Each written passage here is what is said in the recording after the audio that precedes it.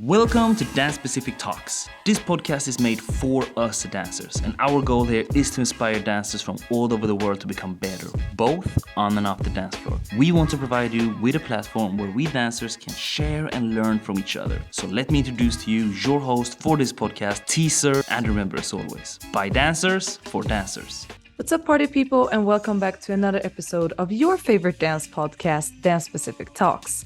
Today we're traveling all the way to Rotterdam in the Netherlands as we are meeting no one else than the Kizomba dancers, Dwe and Gaby from Elevate Your Kiz.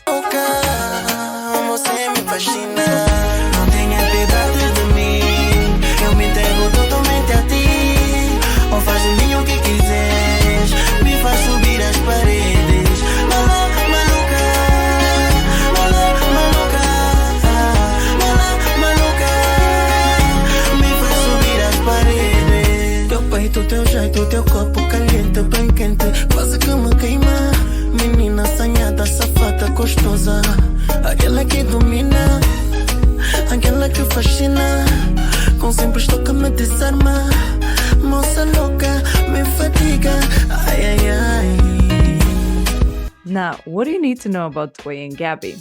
Not only have you seen them teach workshops worldwide, but they have also competed in Battle Kiz, Olympiads, and so on. They have their own unique styling of urban kiz, and we are here today to talk all about why they decided to start their own dance school in Rotterdam. And now, let's get it going. Welcome to this interview, Dwe and Gaby. Ba, ba, ba, ba, ba, ba. We're here. For the people who don't know, what city do you represent? We are from Rotterdam in Holland. Yeah. The one and only. Yeah. I am so happy to have you on this conversation. Not only are you some of the Dutch prideness when it comes to the Kizomba scene, but you're also making a hit now internationally with your workshops and your urban kiz flavor and all in between. So we're going to get right into it. And just for people to kind of get into your vibe a little bit, what are you two most excited about right now? At the moment, I think it speaks for both of us that we open our own school in February 2022. And it's a success actually from day one. Getting more and more students, more people to talk in a good way about us. Yes. Like positive feedback, and it's all positivity till now. So we're really excited about that, what we have achieved till now, and also what we have for the future. Yes, definitely. I feel the same. We get a lot of good feedback. Also when we travel, we try to bring some of our team members. Yeah. People speak very highly of them as well. So we are super happy with what we have set up so far. Yeah. Yeah. And before we go into why you started Elevate Your Kiz, I have actually no idea how you two started dancing. If we start with Gaby, where do you come from to kind of end up as a Kizomba dancer? Well, I started when I was 4. When I came to Holland, my mom and dad and my stepdad, they put me on ballet, classic ballet. And I did that until I was 19. Yes, after that, life kind of just changed. In where I was, family and surroundings were like, you cannot really make it as a dancer. So you need to choose for a different education. So I did. And I kind of stopped dancing from then. Woo, bless you. So I didn't dance for 6 years until I was 25. And I felt just my body and in my happiness, I was missing dancing. Has always been my passion. So I told myself I need to start dancing. It doesn't matter if it's ballet or if it's a different kind of dance. And at that moment, there were a lot of videos of Sara Lopez and Albeer and Felicien and Isabel. So I saw that and I was like, oh, damn, that looks so good. I want to do that too. So that's how I started dancing Kizomba 7 years ago already. It's crazy. Time flies, eh? Yeah. Actually, for me, it's now been 8 years since I started dancing Kizomba. And Kizomba is actually the first dance that I really studied and really start doing professionally. But before that, like when I was a little child, like my family is really a musical family, and also with a lot of dancing. Like all the birthday parties, there's always craziness, like a lot of people together dancing, making music. And my mother was a singer. She used to sing in like different music bands as well. So I was always hearing her playing music and everything. So as a child, I was really very musical already. And I played also in a music band. I was a drummer in a music band and stuff. So, and then when I was 19, actually, I was playing soccer at a pretty high level. But then I discovered dancing. And yeah, I fell in love right away with Kizomba, also through Albi and Sarah. And yeah, then at 21, I stopped playing soccer and I just went full on dancing. And back in the time, I didn't really had the idea to become something or to do it professionally. But yeah, as the years kept going, I just rolled into it, and now we're here.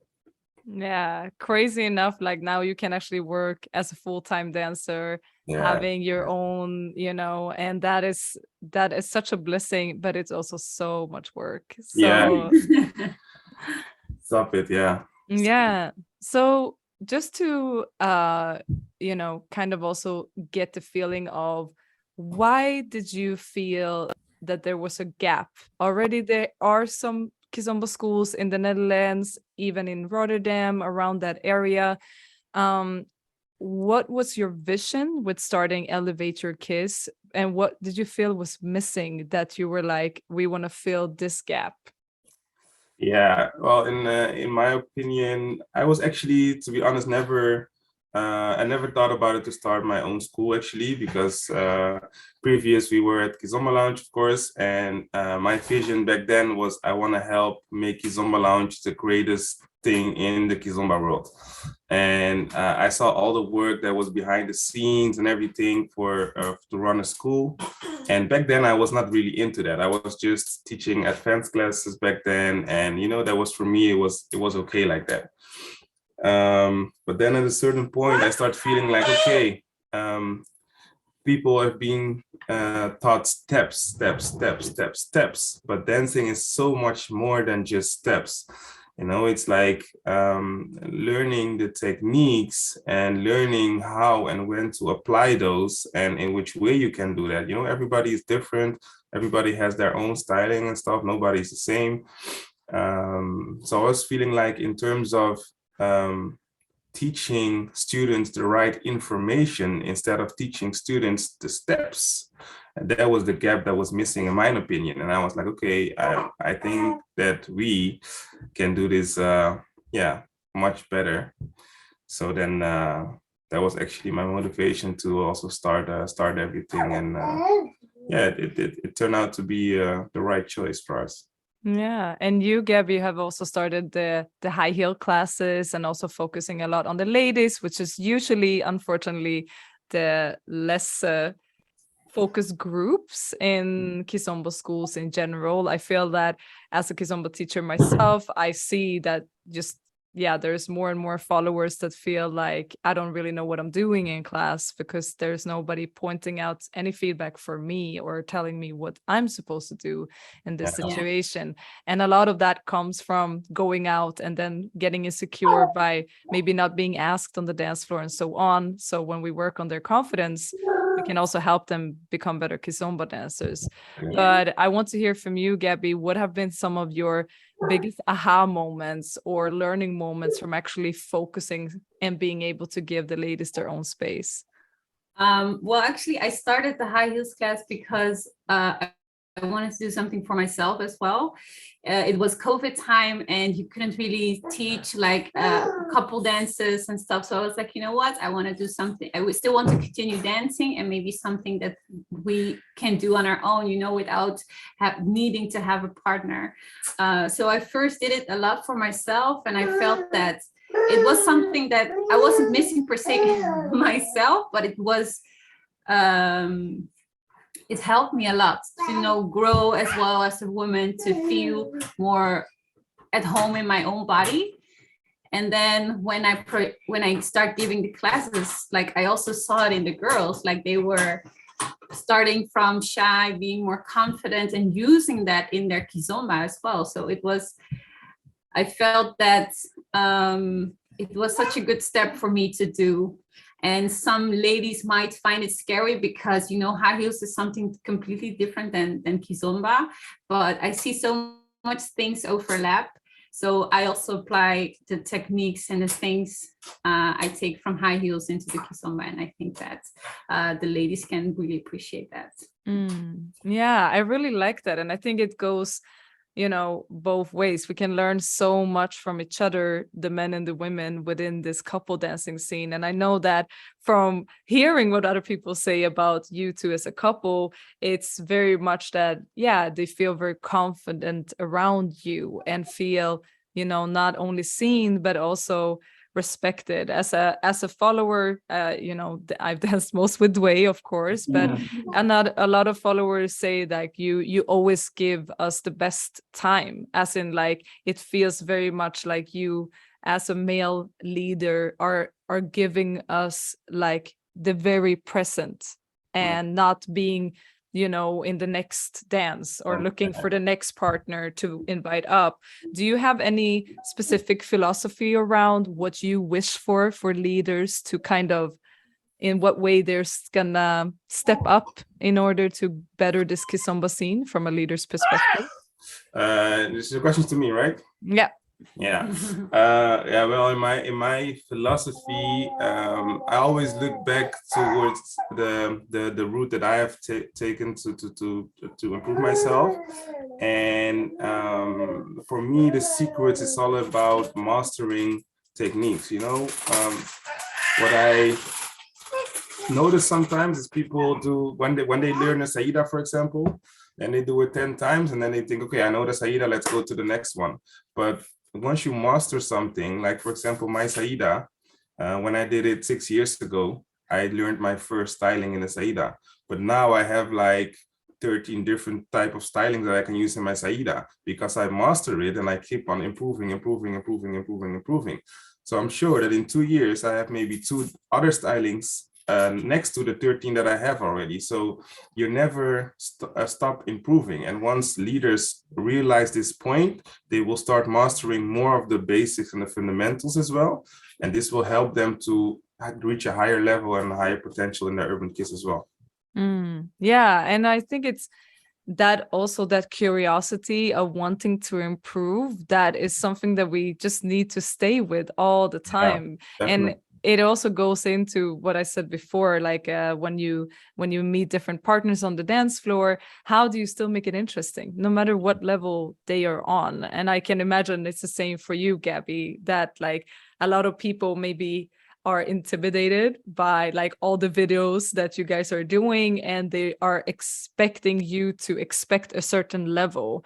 But Gaby, when you come in as a follower, what are you looking for when you're dancing with a leader? What are you like aiming for in order to make a great connection? I think it's mostly just letting them be more comfortable, because like you said, there is a lot, like a lot feel very intimidated because they feel like pressure. Oh, I need to dance like Dwe, otherwise she's not gonna like our dance. So a lot of times I try to invite leaders that are not high level as well, and to let other people see that, it doesn't matter if you have a high level or not. A dance can be nice either way, it's about having the connection and just having fun. So that's what I really try to aim for. But still, even if we have a dance, like they're like, okay, thank you so much for your time, and then they go off running, and I'm like, no, don't leave me. We can still dance. Like, so that's what I'm trying to aim for. So shout out to everyone. You can just ask me. It doesn't matter what level you're on. You don't have to be Dwe. I like to dance in general. Yeah, and that's the thing. One of the things that some people know, well, especially people that have battled against you, no names mentioned, is that you also from time to time compete. what was your reason into actually entering like the Kizomba battle scene? Yeah, it was actually just to challenge ourselves, to try something new. Because in Kizomba, you get used to demo dancing, which is dancing in front of people, but it's like a different way of dancing. Like you're staying into the steps, and you're not doing like, let me say, high risk stuff. No lifts, no dips, and that kind of stuff. Well, in Urban Kids, not really fast. So then when we got the opportunity to do some battling, we were like, okay, this can be the next step in our like our improvement as dancers. And we know like battling is a totally different world than what Kizomba was used to. And back then when we did the first battle, we also had the idea to go to Olympiads. And we know like there, it's in front of a judge. You need to put up like somehow a show to get some points and stuff. So that's actually why we decided to do it. And yeah, we won quite a few. I think we won three competitions. Yeah, 2 times Battle Kiss and pre-selection for the Olympiads. So yeah, it was a nice experience actually. Well, we do know that the Olympiads are coming up soon again. Is there something that you're gonna go back into, or are you focusing more on the dance school right now? No. For this year, we're not joining. I don't think I will join, or we will join Olympiads real fast anymore. The only Olympiads that I will join, if it's like artist only, then I would join definitely, because I feel that then there's like more challenge as well. And I think that now the name we have put out there, it's there already. So like doing a battle is just, yeah, I don't know. I just not feeling it now to do it. So, but I think we're now focusing more on show and stuff, making a show. So that's the next step for us actually. Yeah. I know you can't give away too many details about that, but when you look at the Kizomba scene in general, there's not a lot of shows.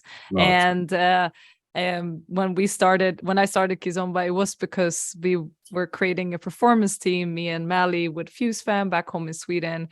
And we were literally the only performance team. And then we met Tony Pirata on the salsa festivals, because that was the only place where we could actually have shows. Yeah. I do feel like there is like a journey and longing from Kizomba dancers now to actually go into shows. How are you thinking strategically when you're creating a show? Are you gonna go more for we want to showcase like a storytelling, or it's more about blending different styles, or can you give away just a little bit? It's both of that for sure, because within Kizomba everything is I don't want to say it's comfortable, but it's like a lot in that close position, and we wanted to get out of our comfort zone, and that also includes adding different types of styles. And because I have already done a different type of style of dancing, I can tell you that we do incorporate that, for example. Ooh, exciting. I do also know that Dwe are taking Afro classes. I don't want to spoil anything, but is that also happening? Of course, it's also happening. Yeah. Yes. There's a lot of different styles coming back in the show. Oh, we can't wait to see this one. Whenever there's a premiere, I hope I get a personal invite. Well, we can invite you personally to the Unified Festival. Oh my God.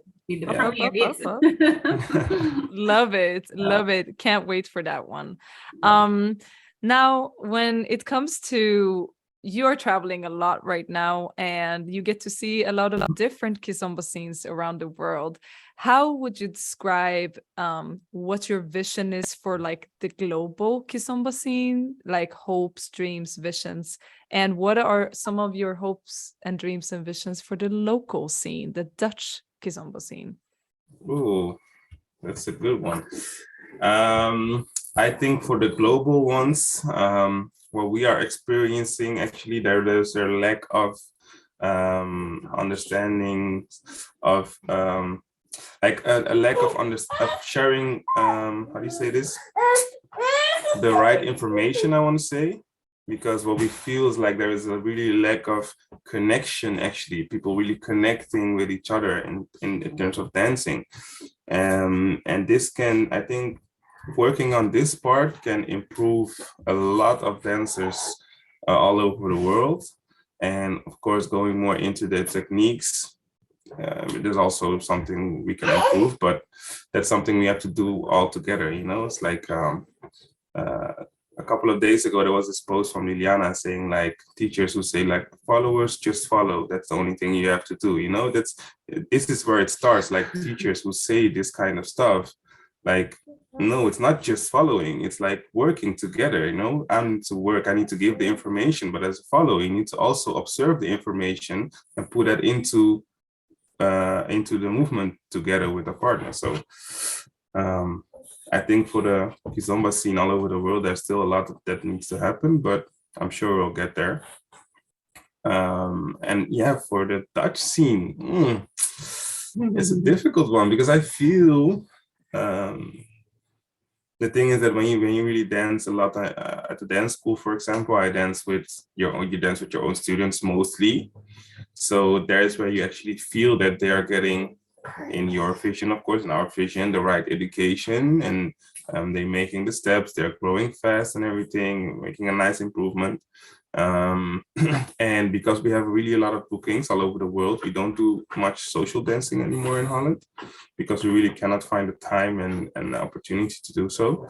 So it's actually quite difficult for me to answer that question.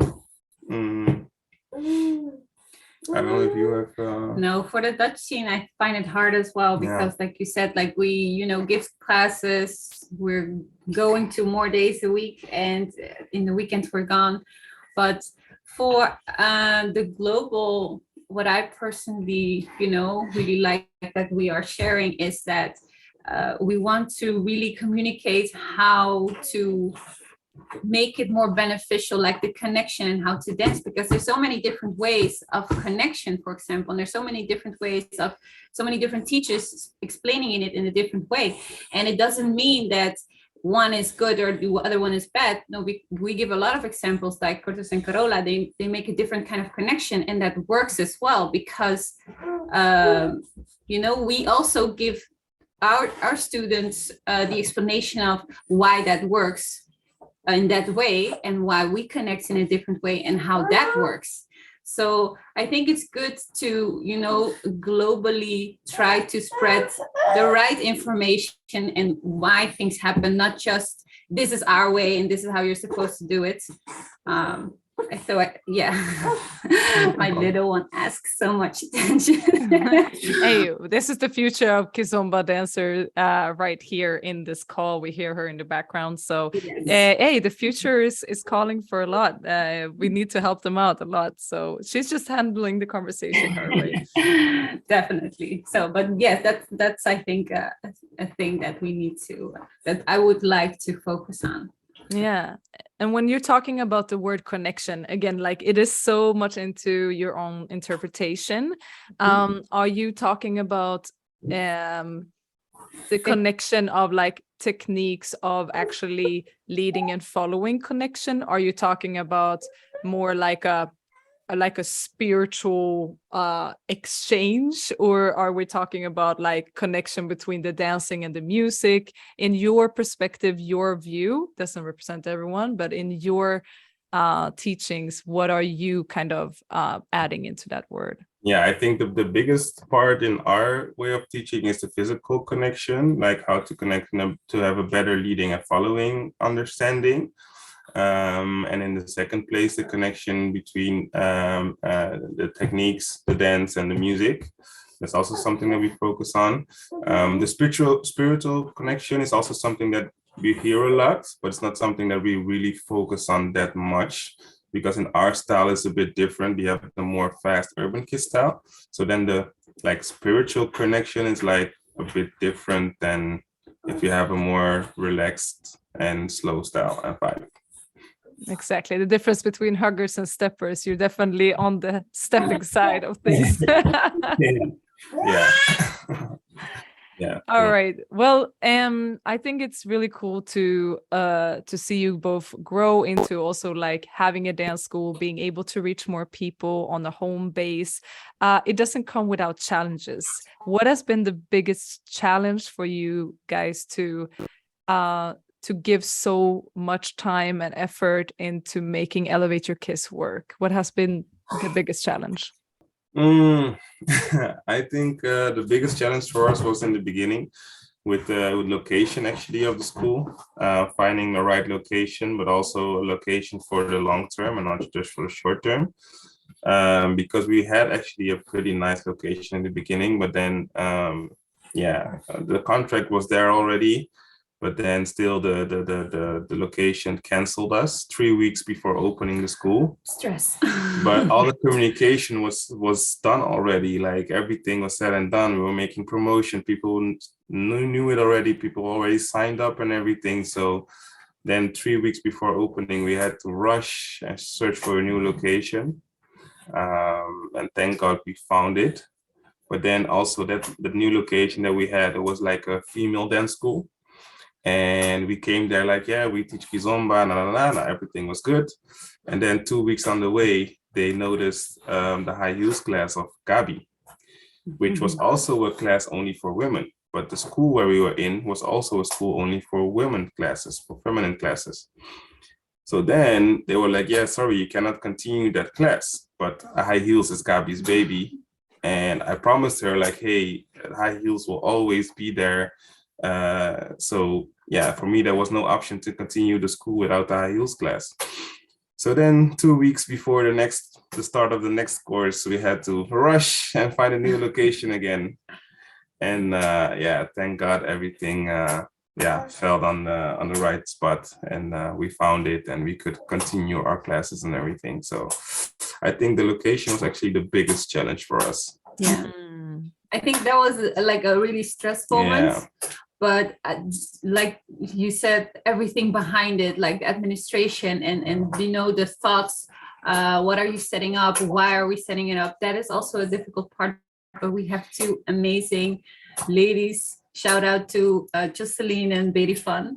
They help us so much. Without them, we wouldn't be able to do it. So True. We get help as well with that difficult part. I think because of them, I don't feel that part. But yes, he doesn't feel bad, but we know. If they weren't there, oh my God. It takes a village. It takes a village, and you cannot really run a dance school without like a whole team behind it. And so, shout out to everyone that is volunteering on these both events and dance schools, because if people wouldn't do it out of love, we wouldn't have the community we have today. Exactly. Yeah. And just on like a last personal level, when you go from dancing for fun to dancing as a job and to being booked more and more and more, you going from being able to choose when and how with who you're dancing with to I need to represent, I need to have the courtesy to dance with everyone, and it's very hard to say no. There is this thing of like the dancer's dip that a lot of teachers are experiencing, whether it's after 1 year as a teacher or if it's after 12 years of touring. That's at some point there can be a risk of losing the passion or the feeling which enables us to give the best of ourselves in the dance. How do you two individually make sure that you keep the love for dancing, and how are you overcoming the dips? Oh, difficult one, because I really want to put time into my personal dancing and like enjoying that. Like you said, we do these classes and we travel during the weekends. But beside that, I also have a little one that requires my attention on those off moments that I'm in my free time. But what I personally like to do is also take private classes in different type of styles to, keep the love for dancing. Because for me, like, it doesn't matter if I dance a different style or Kizomba, like just the dancing part that fulfills me a lot. So that is what I try to do. Unfortunately, I don't have a lot of time to go to socials here in Holland, which I find a shame. But other things have my priority then. Yeah, but to Yeah, no. switch between the teacher and being a student, and finally just having somebody else leading a class could be very relaxing when you are always the one planning and leading. Yeah, I think this question fits me better than Gabi, because when we go somewhere, leaders mostly don't dare to ask her to dance. So she has more like chill moments, and she can pick her dances by herself more. For me, it's a bit different because there are a lot of times people lining up to dance and everything. So I'm actually a bit jealous on her, because I would also like to have sometimes this more chilly vibe during parties and stuff.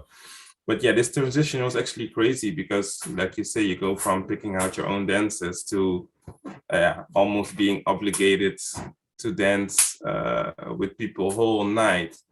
And I actually, a few weeks ago, I posted something about this as well, because I was in a party and I just had the time to sit down with my drink and relax the music just for 5 or 10 minutes. That was for me already like, wow, I didn't experience that in a long time. Everywhere I come, it's like people want to dance directly and everything.